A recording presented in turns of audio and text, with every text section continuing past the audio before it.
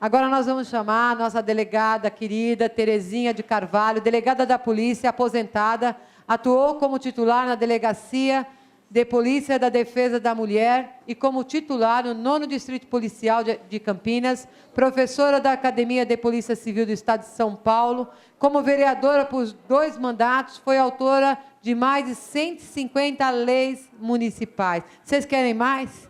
Palmas para a nossa palestrante.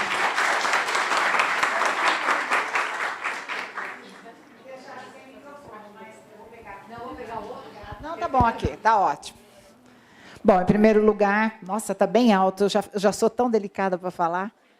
Pode abaixar um pouquinho o som, porque senão eu vou parecer arbitrária.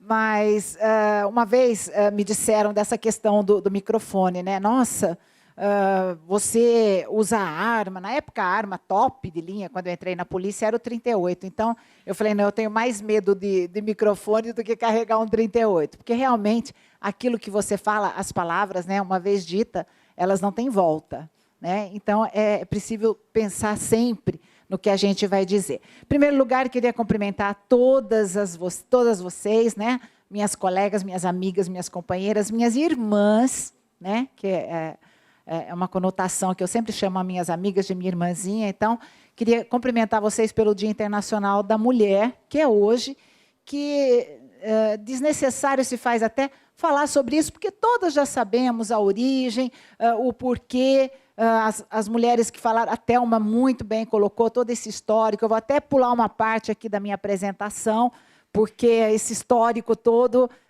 já foi colocado, todas as mulheres falaram um pouco, a Sueli entra com esse aspecto psíquico da mulher, né, que é fundamental.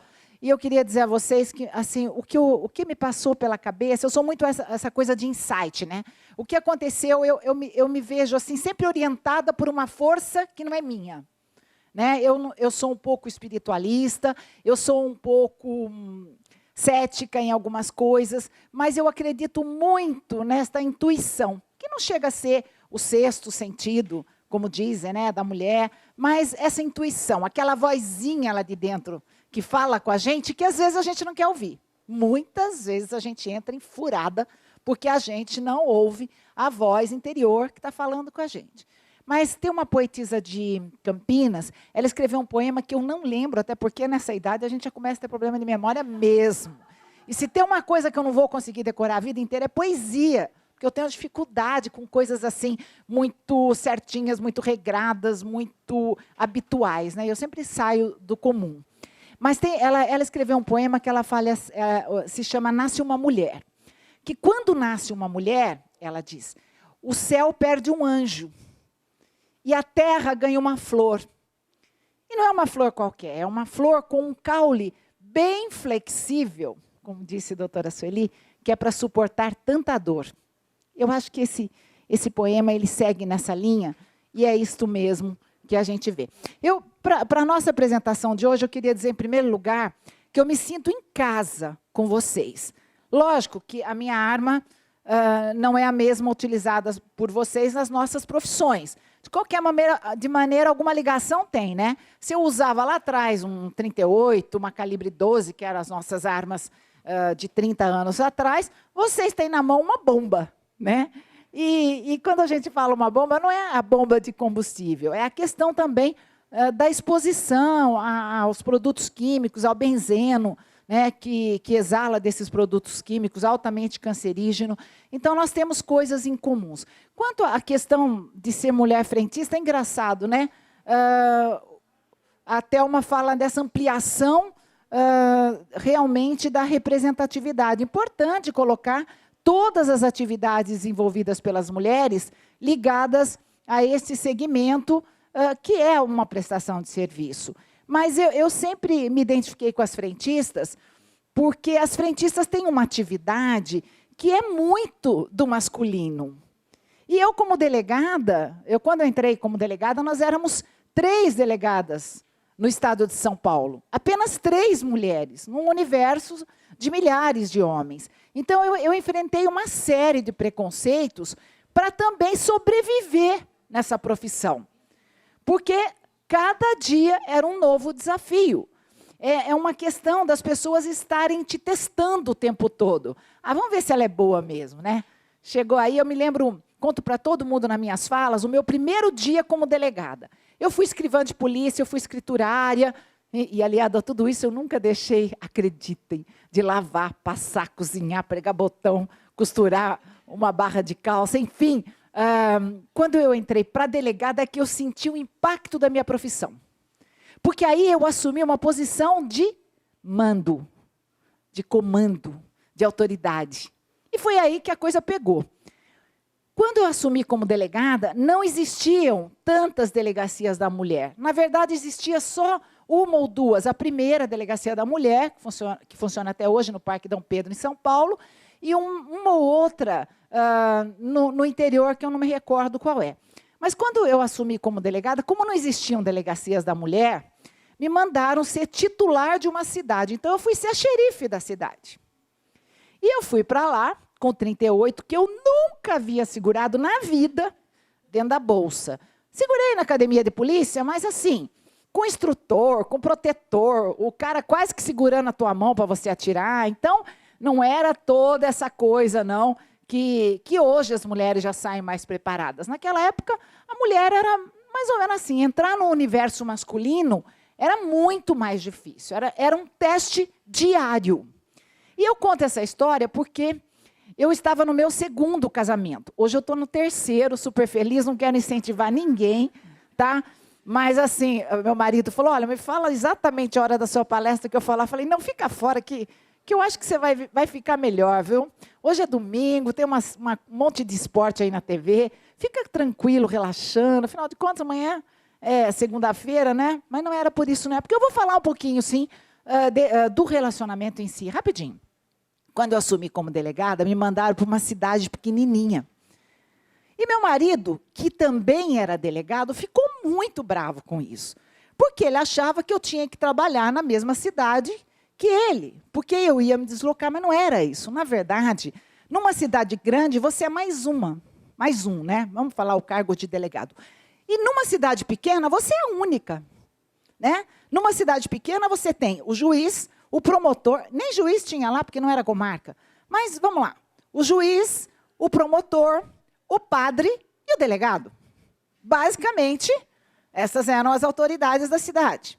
Então, você fica em evidência, você é muito espelho, né? Então, você vai para uma atividade masculina, cheguei lá, na minha cidadezinha, já briguei em casa para sair. Porque ele estava de folga, ele fazia plantões. Não, eu vou com você. Eu falei, não, não vai. Não vai, porque eu não vou chegar na cidade para ser a delegada da cidade com um homem a tiracolo. Eu não posso, não quero e não preciso. Bom, já ficou de beiço comigo desde aquele dia, né? Cheguei na cidadezinha, errei caminho, tal, cheguei. A delegacia, como nas cidades, na grande maioria das cidades, ficava sozinha no centro da cidade, um pouco distante da igreja, porque vocês sabem, né? A delegacia naquela época não era lugar para mulher. E eu chego lá naquela cidadezinha, a porta da delegacia estava fechada, eu bati na porta, um homem sem camisa abriu a porta, fala aí, o que a senhora quer? E eu estava assim, como eu sou, salto alto, toda arrumada. E eu tinha lá, 25 anos atrás, devia ser alguma coisinha, né? Devia agradar um pouquinho mais, né? Meus olhinhos azuis acho que brilhavam mais. Mas, de qualquer maneira, esse homem sem camisa abriu um pouquinho a porta da... Imagine, numa delegacia, um homem sem camisa. Vinha abrir a porta no meu primeiro dia de trabalho.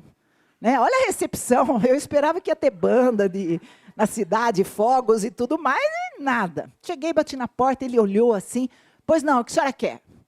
Eu falei, não, eu queria entrar. Ele falou, não está vendo que a delegacia está fechada? Eu falei, ah, sim, claro, mas já são 10 horas. Né? Ele falou, ah, tudo bem, só que aqui abre a hora que o escrivão chega, porque aqui não tem delegado. Eu falei, o delegado não está na cidade? Não, dizem que vem uma dona aí, mas ó, nunca que chega, acho que não vem coisa nenhuma, porque aqui, delegado não para, quanto mais uma mulher. Aqui, moça, é terra de bandido. Eu falei para ele, ah, é? Então abre a porta que o delegado chegou. Né? E vem... Ao invés dele abrir a porta, ele fechou. foi pôr a camisa. Olha aí, se não é essa mente iluminada. Aí voltou não só com uma camisa, ele voltou com uma farda, porque ele era o sargento da cidade. Ele era o sargento comandante da polícia militar da cidade, cheio de estrelas, né? Naquelas estrelas, abriu, escancarou a porta. Sargento Moreno, suas ordens, doutora. Foi exatamente assim que eu entrei na delegacia. Mal entrei, as pulgas começavam a subir na minha perna. Era suja, imunda. O cheiro que vinha das celas era simplesmente insuportável. Porque dentro da delegacia funcionava, na metade, a delegacia de polícia, que é a polícia civil, na outra metade, a polícia militar, com 2 salas. Uma das salas era alojamento dos homens. Portanto, eu trabalhava numa delegacia onde os homens moravam lá dentro, onde eles usavam o único banheiro existente, inclusive para tomar banho e fazer as suas necessidades. Então, não havia a menor condição de trabalho. A partir dali, obviamente, eu fui fazendo aquilo que a academia de polícia ensina, sabe?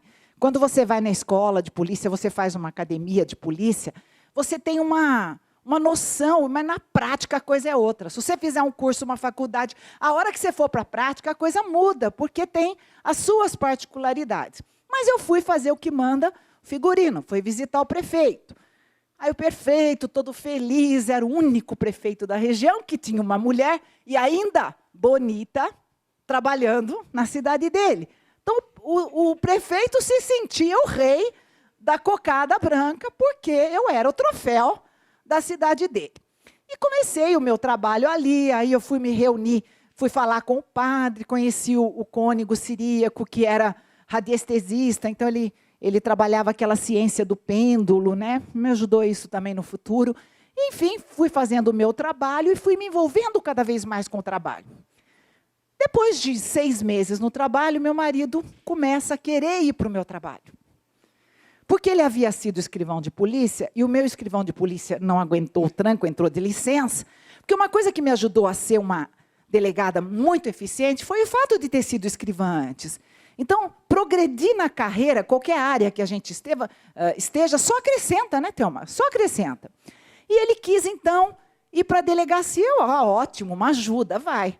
Só que eu comandava, né, não comandava a polícia militar. Eu tinha um investigador e um carcereiro e um escrivão. Esse era o meu quadro de pessoal. Então, eu comandava 3 homens, a revelia deles, né? Porque acabou esse negócio de chegar a hora que quero, faço o que eu quero, vou tomar café 10 vezes no dia, nada contra o café, adoro todo mundo, mas vou tomar café toda hora. Não tem, deixa a vítima esperando, deixa o usuário mal atendido, enfim, essas coisas todas. E o meu marido começou a implicar, começou a sentir um ciúmes que ele nunca havia sentido nos 14 anos de casamento.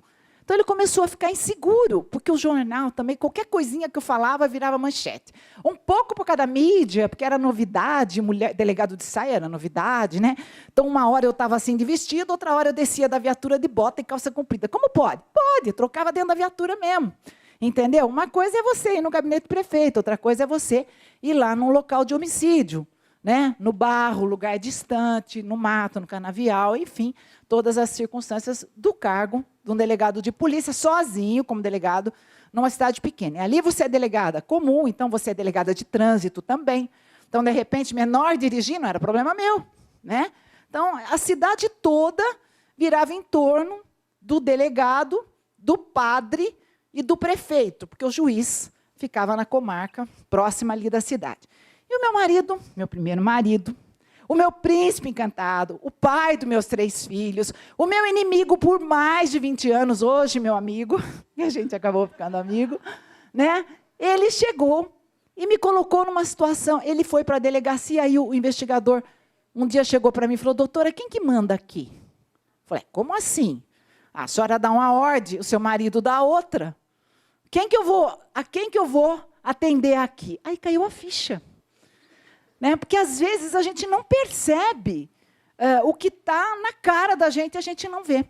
E eu cheguei para ele e falei: olha, não vai dar para você vir mais me ajudar, entendo que seja importante, me ajuda e tal, mas não está dando certo. Bom, aí não sei o que passou na cabeça dele, mas hoje eu imagino. Ah, ela não me quer por perto, aí tem coisa, né? Não assumiu que ele estaria... achou que ele estava sendo corno, é isso? Pronto. Achou que ele era um corno, mas não era, viu, gente? Garanto para vocês que não era. Porque eu vivi a minha primeira separação com o grande amor da minha vida. Então, não é fácil. Quem nunca viveu essa experiência e um dia viver, se preparem, porque o tranco é feio. Ele pode ser o capeta vestido de gente. O seu dia seguinte, depois desse homem, não será o mesmo por conta da sua adaptação nessa nova fase. Pois bem, a separação foi inevitável, a sua profissão ou eu. Ele era delegado, ele dizia, olha, o meu salário dá para nós dois. E eu pensava, mas meu Deus do céu, como é que eu vou deixar de ser delegada, né? Como é que eu vou deixar minha profissão de lado? Quer dizer que se amanhã eu for comprar um sapato, eu tenho que pedir para ele, né? Então, eu vou depender financeiramente dele? Eu tinha 30 anos na época.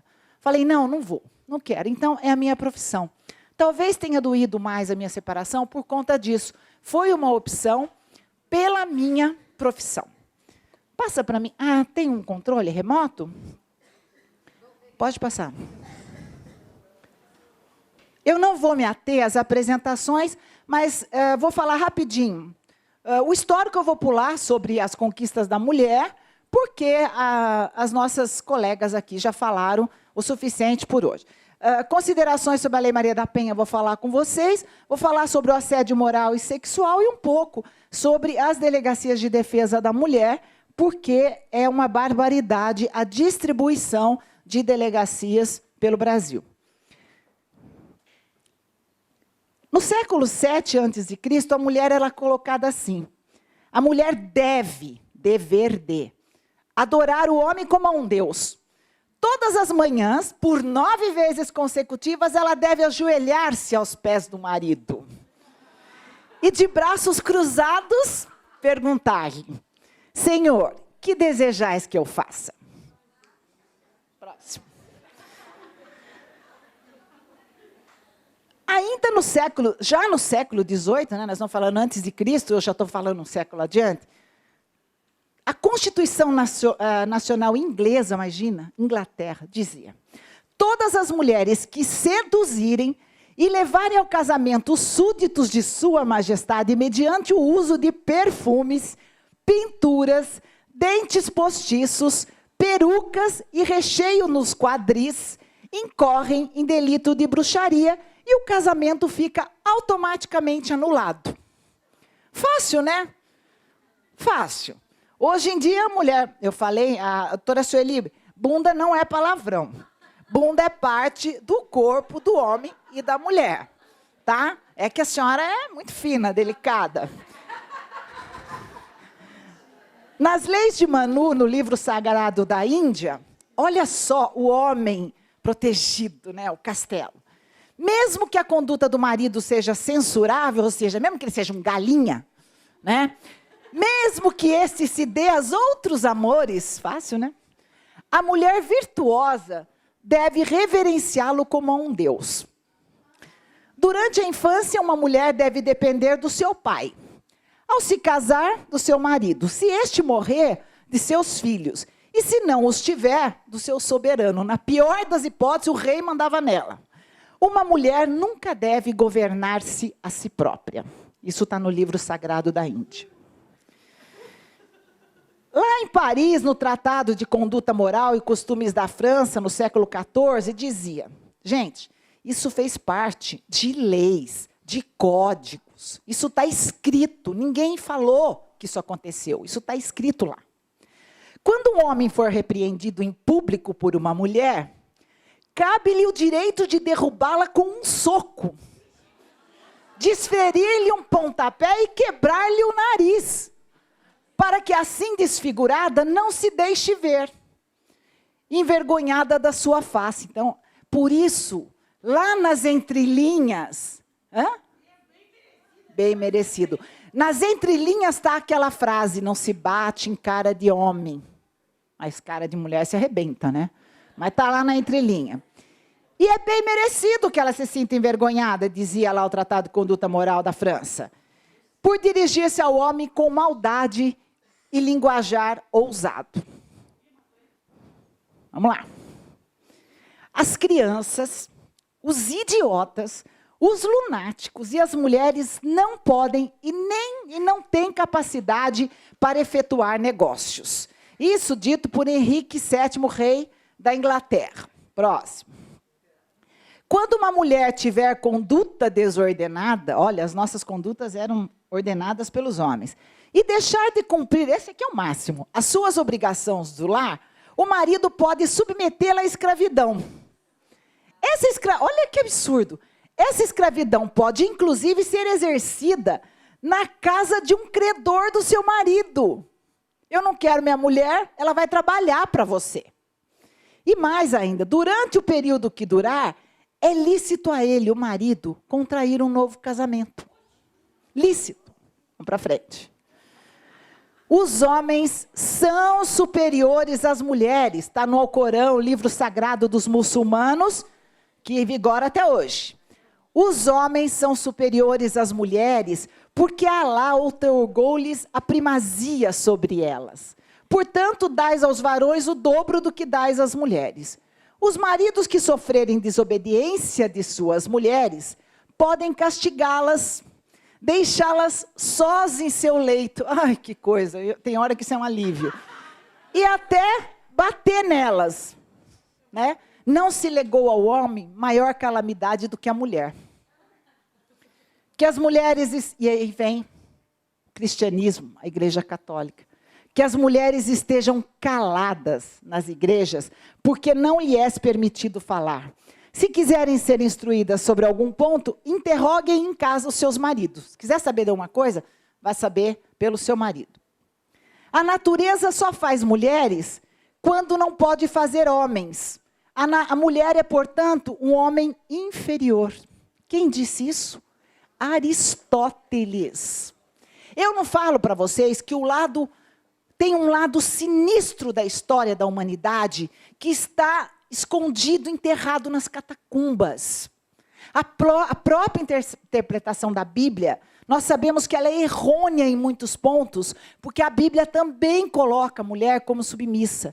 E eu nem vou entrar no aspecto religião, porque tem um livro que rachou e racha de vender recentemente, onde uma mulher do século XXI fala da submissão da mulher ao marido, e esse livro estoura de vendas, não só no Brasil, mas no mundo todo. Não vou dizer por uma questão de ética o nome do livro, mas é Casamento Qualquer Coisa, tá bom? Próximo. Tem mais algum? Não. Bom, esses escritos milenares servem para mostrar para vocês o que aconteceu com a humanidade e com o desenvolvimento da mulher como ser humano ao longo de milênios, né? Eu vou correr um pouquinho aqui, vamos lá? Bom, não vou falar sobre a conquista das mulheres, mas vou reduzir sinteticamente. Existem 3 grandes lutas da mulher. A primeira fase, não lutas, assim, não sintetizando, pensando cada uma, mas a primeira fase de luta das mulheres ocorreu por ocasião da Revolução Industrial, era pelos seus direitos.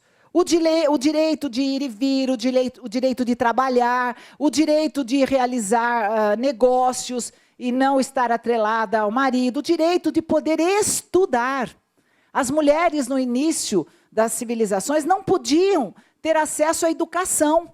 As escolas mistas eram vistas como uma coisa, eram muito raras. As mulheres estudavam em casa, quando o pai tinha dinheiro e podia mandá-las para um colégio interno, para que elas estudassem, então, com freiras, ou as professoras eram contratadas para vir dar aula dentro de casa. Então, a mulher lutou muito pelos seus direitos, a educação, as crianças abandonadas, o direito, né, de votar e ser votada, tudo isso vem neste século que passou, no último século, em detrimento a dezenas de séculos.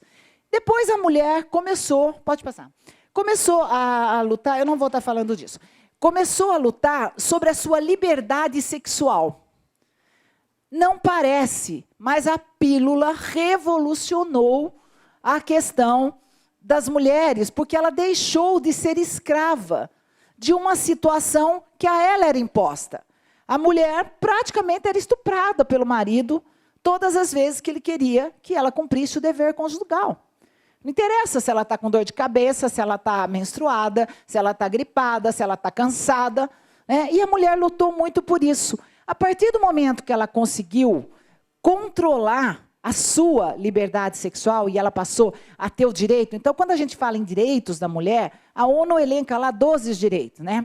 Direito à vida, à liberdade, liberdade sexual, a escolha do casamento, tudo isso porque a mulher teve que conquistar essas coisas. Hoje nós estamos debatendo direito, lutando por melhorias também no aspecto trabalhista, e muitas mulheres já abriram as portas para a gente. Eu ontem disse que, se não fossem alguns homens, nós não teríamos passado da soleira da porta da cozinha.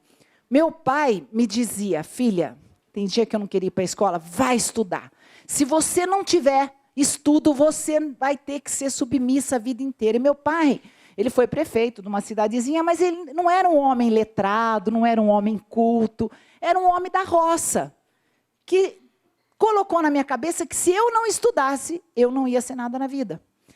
É um homem na vida de uma mulher, o pai. E às vezes, eu tenho um filho de 35 anos que quer mandar em mim. Não sei se isso acontece com vocês, mas os filhos da gente, as filhas também, né, Thalita?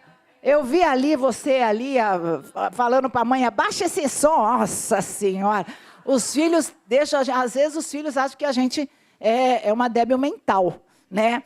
Porque eles não dão aquele tempo que a gente precisa para baixar o volume. Eles acham que a gente não vai abaixar o volume. A gente está procurando a tecla, né? Eles são muito avançados tecnologicamente, perfeitamente possível entender. Bom, na década de 70 e 80, o Brasil passa, então, por aquela democratização e começaram, então, os grandes movimentos feministas em busca da verdadeira igualdade que, como eu disse ontem, muitas ainda continuam no papel. Então, muitas mulheres nos antecedem. Nós estamos aqui, mas muitas que já foram, por outro lado, abriram caminhos para que a gente pudesse continuar. Mas como todo caminho precisa ser cuidado, precisa ser ampliado. Porque se você abandonar o caminho, né, você perde tudo aquilo que você conquistou. Então, nós temos, sim, a difícil tarefa de seguir adiante. Porque muitas mulheres, não só essas da fábrica de Nova York, que foram queimadas vivas, porque pleiteavam, imaginem, 10 horas de trabalho. Não eram nem 8, 10. Né? E tiveram esse fim trágico. Bom, a ONU também começou a internacionalizar essa coisa dos direitos femininos. E aí começou também aquela fase dos direitos humanos, dos tratados e convenções internacionais. E foi nesse período, na década de 80, que nós tivemos as grandes conquistas dos movimentos feministas. Tá? Na década de 80, surgiram, então, os conselhos estaduais começaram a surgir. Né? Foi nessa época, um pouco antes da Delegacia da Mulher, o governador Franco Montoro, porque o PMDB, às vezes a gente fala, não vou falar em política, o PMDB, antigo MDB, teve a difícil tarefa de remocratizar o país. Não é isso? Então, nesta fase, as mulheres começaram a ter importância. Olha como aquele direito de voto fez a diferença depois de algumas décadas. As mulheres não vão discutir esse assunto? Não, vão sim, porque elas representam voto. Até hoje nós somos seduzidas para votar. É por isso que a gente não assume, não é, às vezes é eleita, não é reeleita, mesmo com trabalho, mesmo com dificuldade. Por quê? Porque nós somos números na campanha eleitoral. Esses beijinhos, abracinhos, aperto de mão, isso aí tudo é para dizer, vote em mim, viu, desgraçada? Vote em mim, viu, desgraçada? Mais ou menos isso. Bom, passado esse período, então, depois de 20 anos do governo militar, houve essa abertura. E em São Paulo,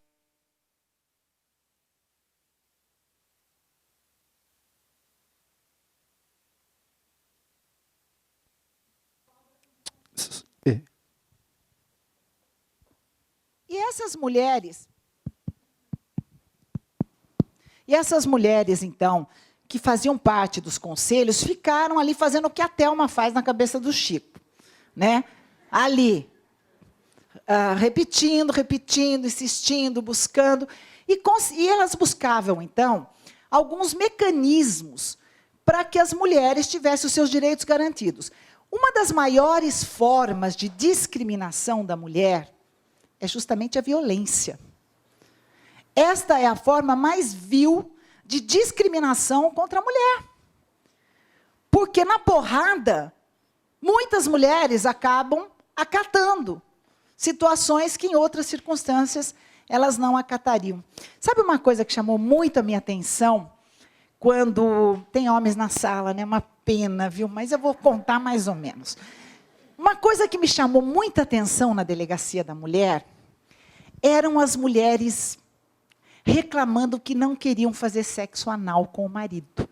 Não gostavam, não era delas, não fazia parte da vontade delas, elas não sentiam prazer, aquilo era uma mentira. Mas, assim, eram muito insistentes essas queixas. Né? Uma coisa tão íntima, né? Mas difícil para uma mulher superar num casamento. Por isso que a bunda ficou tão marcada assim na minha carreira, né? Que eu lembro daquelas mulheres tão, sabe, tão especiais, tão dedicadas, tão, sabe, tão extraordinárias no seu contexto, e elas vivendo uma situação difícil de administrar como essa, né? Não sei se hoje as mulheres passam por isso, mas naquela época isso foi uma coisa que marcou bastante. Vamos passar, deixa eu ver o que eu tenho aqui, vamos? Dá para você passar para mim, por favor? Bom, então já falei disso, vamos seguir. Bom, para não dizer que é PMDB, o Fernando Henrique Cardoso, ele deu muito ênfase aos direitos humanos. E foi justamente na Convenção de Belém do Pará que a violência contra a mulher foi incluída como uma violência ao ser humano, aos direitos humanos. Então, agredir a mulher, hoje, é vista como uma violação aos direitos humanos da sociedade, de todos, não é só ela. Quando você soca uma mulher, você está socando uma geração, está socando um grupo de ser humano, mais de metade da espécie que vive no planeta. Também, seguindo aí, o Lula criou a Secretaria Especial de Políticas Públicas para Mulheres. Há quem diga que houve um período nebuloso que os conselhos foram relegados a segundo plano e pararam, então, as delegacias da mulher deixaram de ser instaladas, não houveram mais interesse.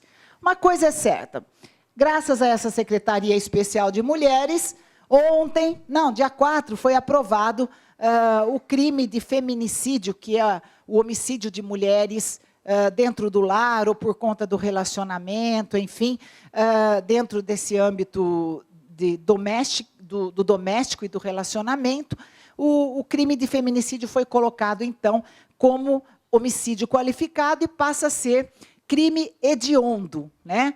Os homens não terão mais o direito de cumprir uma parte da pena e sair livre. Uma vez que ele praticou o feminicídio, ele deverá, né, cumprir a pena integralmente. E interessante que essa luta vem lá de trás, viu, gente? Desde a época de Glória Pérez, quando a filha dela, Daniela Pérez, foi assassinada. Lembra aquela atriz de novela? Então, agora, depois de mais de 20 anos, é que esta lei conseguiu ser aprovada.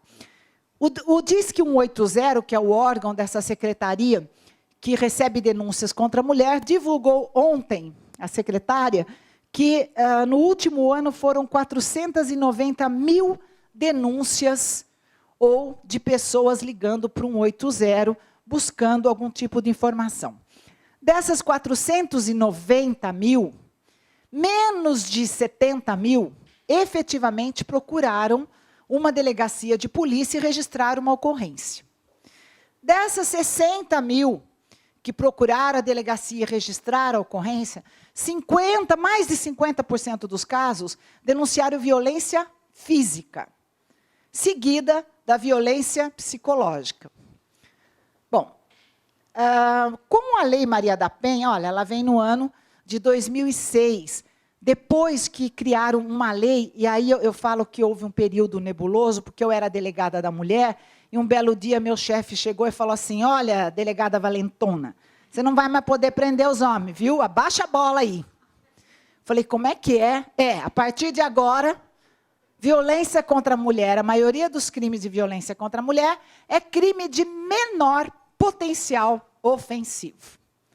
Ou seja, uma violência contra a mulher, uma agressão à mulher ficou equiparada a uma briga de bêbado, uma briga de bar, qualquer desavença social.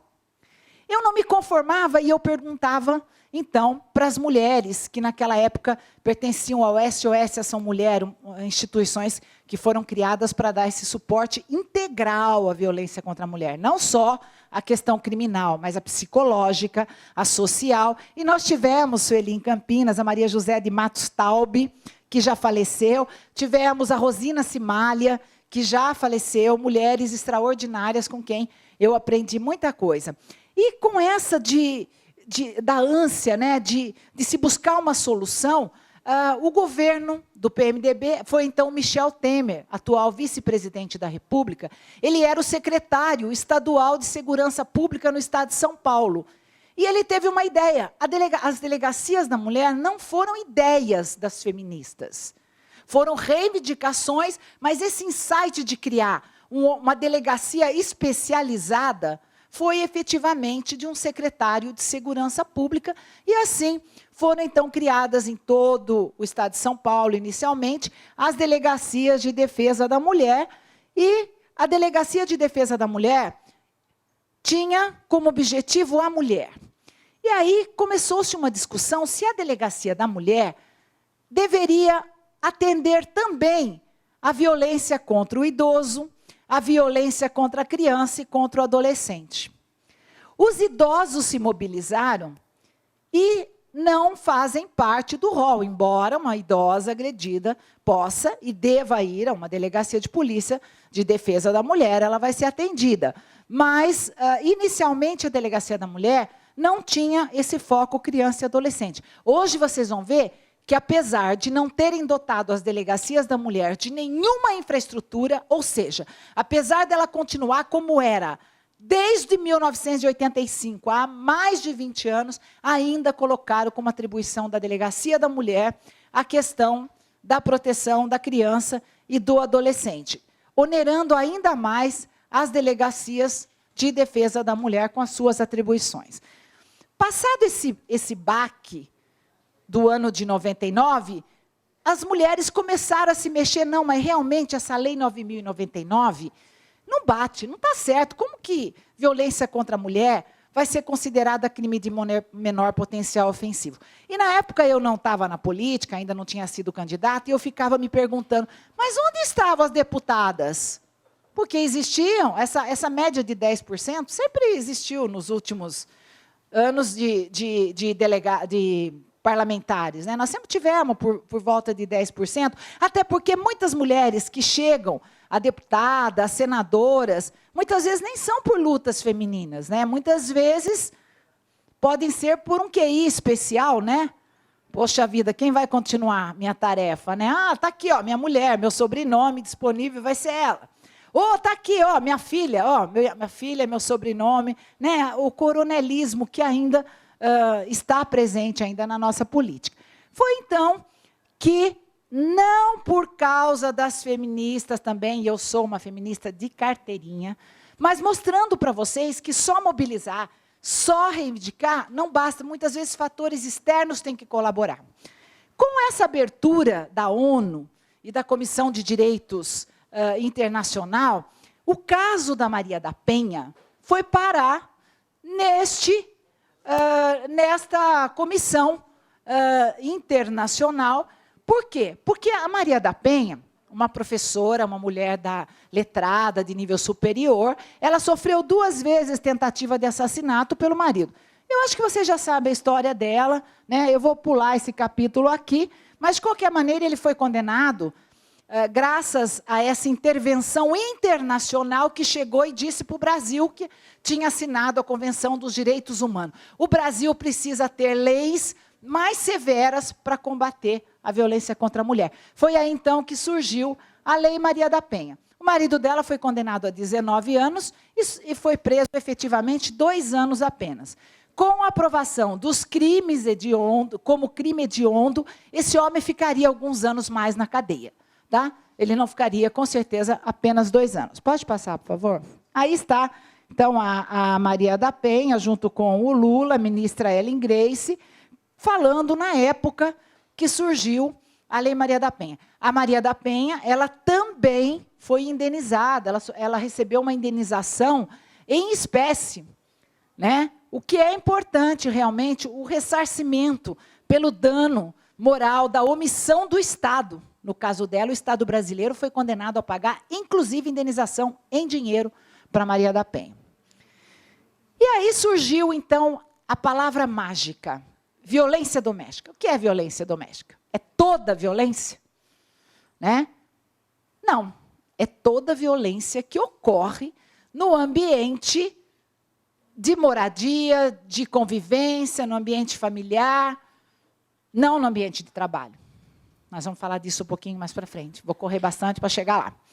Então, a violência familiar é aquela violência em que a mulher sofreu algum tipo de discriminação. E ela não é só física, né? A violência psicológica. Muitas mulheres me disseram que a violência psicológica é muito mais grave do que a violência física. Porque os hematomas desaparecem.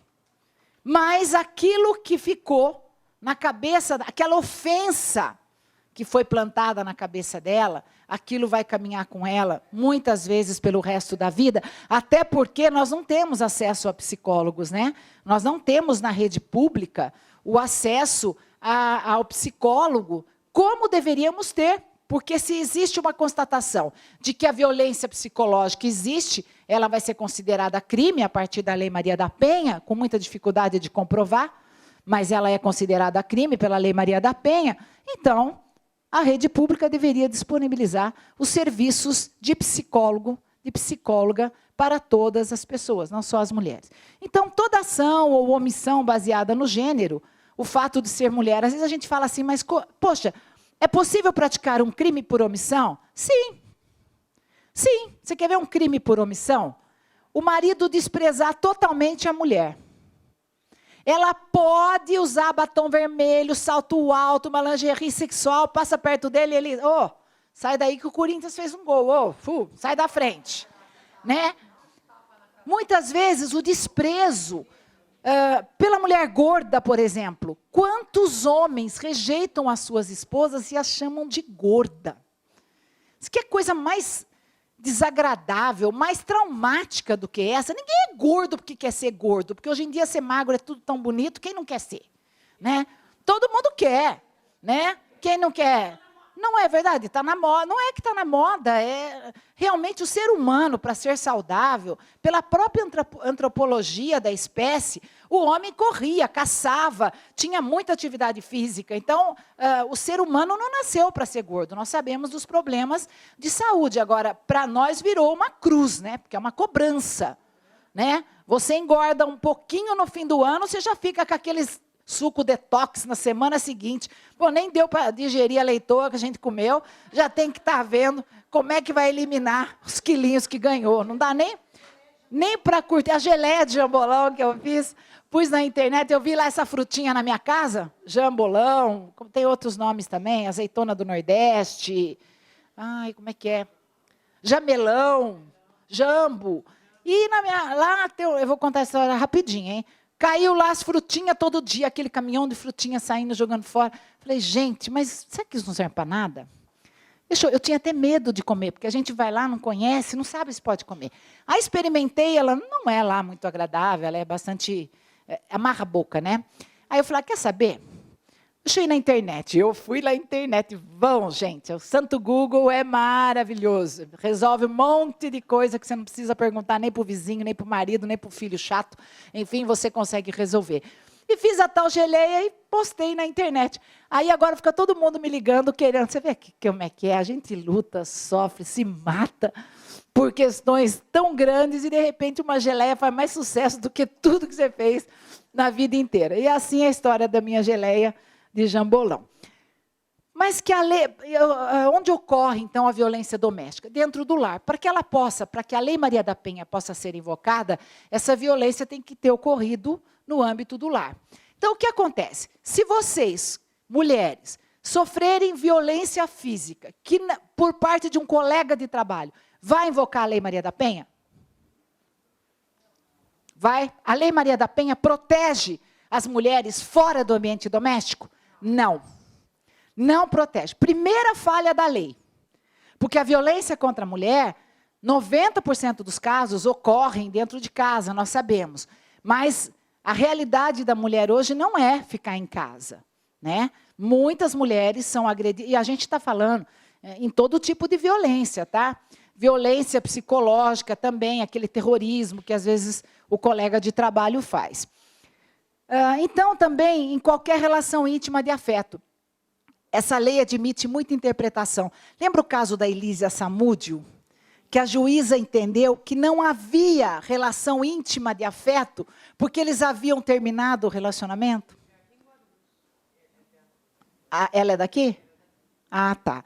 A DDM era daqui, a juíza daqui. Tá. Então, veja bem, a Lei Maria da Penha, ela ainda tem uma resistência em ser aplicada pelas próprias delegadas da mulher.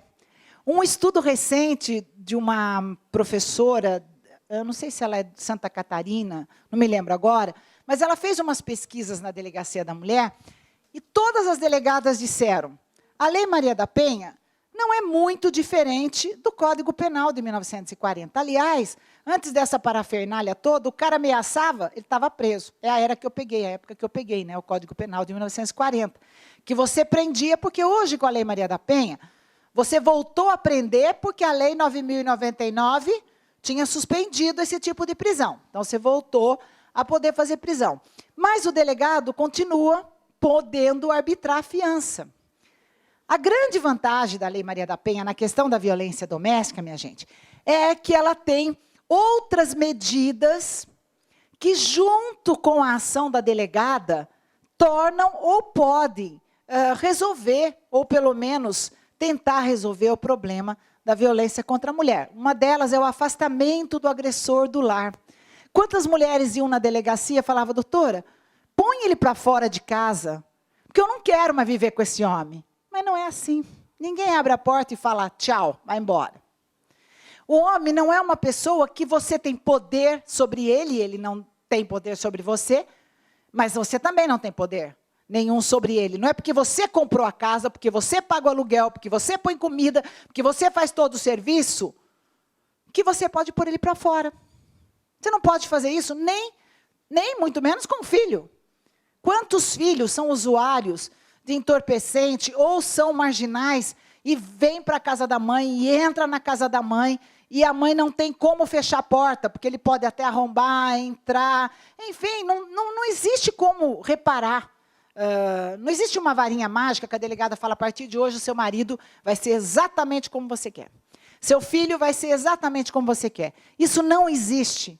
São conquistas diárias, lutas diárias. E não são lutas contra um sistema. Porque quando a gente fala de violência contra a mulher, eu não estou falando de uma violência no trabalho que se atinge uma, atinge todas. Esse ditado que mulher gosta de apanhar é uma forma que as mulheres encontraram de justificar por que uma mulher não sai daquela situação de violência. Doutora Sueli está aqui, não me deixa mentir. A mulher não sai da situação de violência porque ela tem outras coisas para pensar. Não é só aquela violência que atrapalha a vida dela. Se ela não tiver onde morar com os filhos, ela não vai para a rua. Uma mãe não foi feita para ir para a rua com seus filhos. Então, quando a Lei Maria da Penha vem e